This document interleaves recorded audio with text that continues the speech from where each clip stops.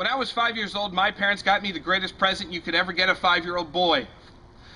Underoos. I don't know if you know what underoos are, but they're basically underwear that makes you look like a superhero of your choice. I got the Spider-Man underoos, so I thought I was Spider-Man. Now this excited me for 2 reasons. Number 1, it meant that I got to gird my loins with my favorite costumed superhero. And number 2, it meant that I was actually going to be Spider-Man. I was going to have his powers. So when my parents left, the babysitter came over, I ran out in the front yard, jumped on the biggest tree, and just kind of bear hugged it, thinking I was going to be able to climb all the way up it. Unfortunately, the only thing I got was severe chafing on my 5-year-old legs, because those underoos, sadly, did not give me superhero powers. And that's the problem with reality, isn't it? Reality is really disappointing sometimes. You think something's going to happen, like you're going to turn into Spider-Man, and all of a sudden you don't. And that's what reality is. It's disappointing sometimes. It's more than disappointing, though. Sometimes reality is scary. I mean, the world is scary. There's things, and that's why we worry. We worry because we look at reality and we kind of project out, and when we think about our lives and what's going on, we start to worry because reality doesn't seem to be too friendly. We worry about the economy, or jobs, or relationships, and all sorts of things, or career, and all sorts of big stuff. But at the core of this is this deep worry. And when we worry, we never worry about stupid stuff, do we? I mean, no one ever worries about good stuff. Nobody ever says, oh man, I'm really worried. I think I might be getting a raise today. Nobody ever says that. And we don't worry about stupid little stuff. I mean, not really. I mean, nobody's like, man, when is this Twilight thing gonna end? Nobody ever does that. We worry about stuff that's important. And if you think about, if you're honest about what you actually worry about, it's usually really scary stuff. Scary stuff happening to you or those that you love. And so you get worried.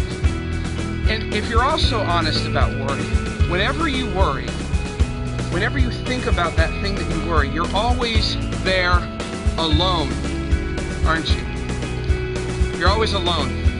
And this is the center fear, I think, of humanity. That when life comes and something bad happens, it's going to be bigger than us, it's going to be more powerful than us, and we're going to be left all alone.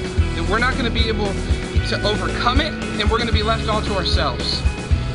Now, 2,000 years ago, a man named Jesus comes along, and on this famous speech he gives called the Sermon on the Mount, says, do not worry. Now, that's not so exceptional. I mean, lots of people have said don't worry. But the reasons why Jesus gave, why we shouldn't worry, now that's the revolutionary thing. Jesus says we should not worry because at the center of reality is not all these crazy, chaotic, frightening realities. At the center of reality is a God who loves us. Jesus says this, look at the birds. Do they worry about where their next meal's going to come from? Are they trying to second mortgage their nests so that they can have enough money for worms? No. God feeds them. And he says, look at the lilies of the field. When you look at them, are they worried about how they're going to be clothed? No. God's going to take care of them. God's going to get them to grow. Jesus even says this. He says, God is a father who knows every single hair on your head.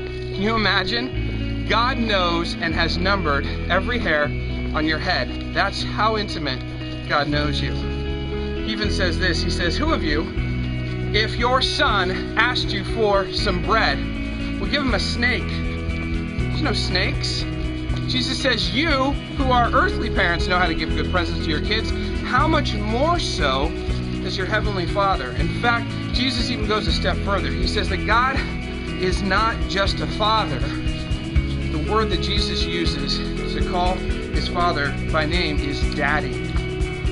Daddy, this is how God is to be trusted. Now, this is a revolutionary idea. I mean, you think about the ancient world with the Greeks and the Romans. If you've ever read all that stuff, there's no love from Zeus toward humanity. I mean, he might like some of the women and kind of behave in ways like that, but he doesn't love humanity. And some of the gods are cool with some of the more heroic humans, like Hercules or Odysseus. But honestly, they don't love humanity. They don't care about the ins and outs of how things work, not for us normal Joes. So Jesus comes along and says, you've got your theology about God all wrong. Not only are you not alone, not only are you not in this world all by yourself, not only is there not a bunch of gods who are aloof up there, there's a God who loves you like a good father loves his child. Jesus says that so that we can have peace in our hearts. 700 years before Jesus comes, this prophet named Isaiah said that Jesus, his name would be Emmanuel. The name Emmanuel means God is with us. Now it's up to you whether you believe that or not. But Jesus says the reason you shouldn't worry is because God is with us. So don't worry. Don't worry. Don't worry. Don't worry. Don't worry. Don't worry. Don't worry. Don't worry. Don't worry. So Jessica, there's going to come a point in your life when you're going to worry. And the thing about worry is it's inevitable.